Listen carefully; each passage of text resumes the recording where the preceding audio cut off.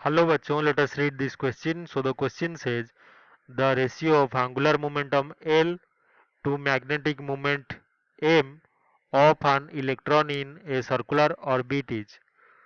तो circular orbit में एक इलेक्ट्रॉन का एंगुलर मोमेंटम और मैग्नेटिक मोमेंट दोनों का हमें रेशियो फाइंड आउट करना है कितना है। तो इस क्वेश्चन को सॉल्व करने के लिए जो कि कॉन्सेप्ट है वो हम यहाँ पे यूज करेंगे, वो है एंगुलर मोमेंटम किसी भी पार्टिकल का जो होता है,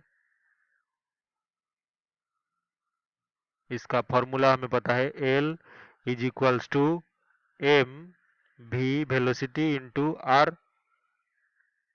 आर यहाँ पे क्या है, जिस रेडियस पे सर्कुलरली ऑर्बिट कर रहा है हमारा पार्टिकल। और मैग्नेटिक मोमेंट हमें पता है, magnetic moment of a particle is equals to current वो चार्ज पार्टिकल जितना जनरेट कर रहा है आई इनटू जिस एरिया में वो चार्ज पार्टिकल मूव कर रहा है ए। तो अभी मान लीजिए हमारा गिवन है क्वेश्चन में एक इलेक्ट्रॉन और वो सर्कुलर पाथ में मूव कर रहा है। तो इलेक्ट्रॉन का चार्ज होता है ई, इसका जो मास है उसको m ले लेते हैं और जो वेलोसिटी के साथ ये मूव कर रहा है let us consider this as v।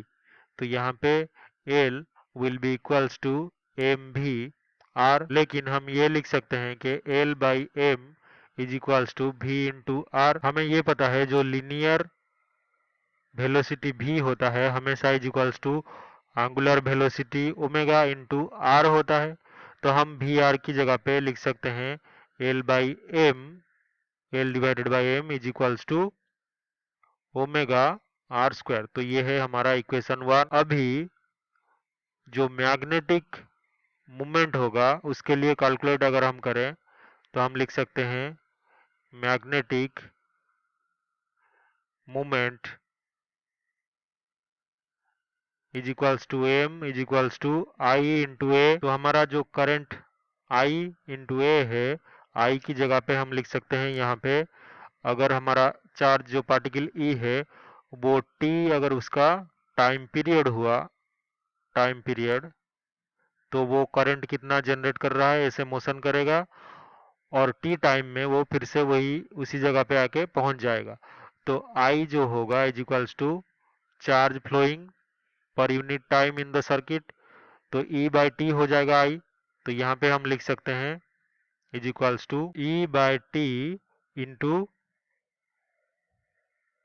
Area यानी कि पाई आर स्क्वायर। लेकिन हमें यह पता है कि जो टाइम पीरियड होता है is equals to 2 pi by angular velocity omega होता है। तो टी की जगह पे अगर हम ये रिप्लेस कर दे टर्म तो एम इज इक्वल्स टू हो जाएगा e divided by 2 pi into omega into pi R square. तो यहाँ पे पाई से पाई कैंसिल हो जाएगा एक, और कितना बचेगा is equals to E omega R square divided by 2। लेकिन हमें ओमेगा आर स्क्वायर यहाँ पे इक्वेशन 1 में मिला है एल बाई एम। तो हम लिख सकते हैं M is equals to E divided by 2 into L by M. तो ये हमने कहाँ से प्रूव किया, फ्रॉम इक्वेशन 1। तो अभी हमें क्या करना है, एंगुलर मोमेंटम और मैग्नेटिक मोमेंट का रेशियो लेना है, यानी कि L डिवाइडेड बाय m अगर हम कर दें तो ये हो जाएगा 2m डिवाइडेड बाय e। तो हमें क्वेश्चन में यही फाइंड आउट करने के लिए दिया था कि ratio of angular momentum divided by magnetic moment, तो ये हो जाएगा 2m is to e। So this is our final answer. I hope you have understood this well. Best of luck.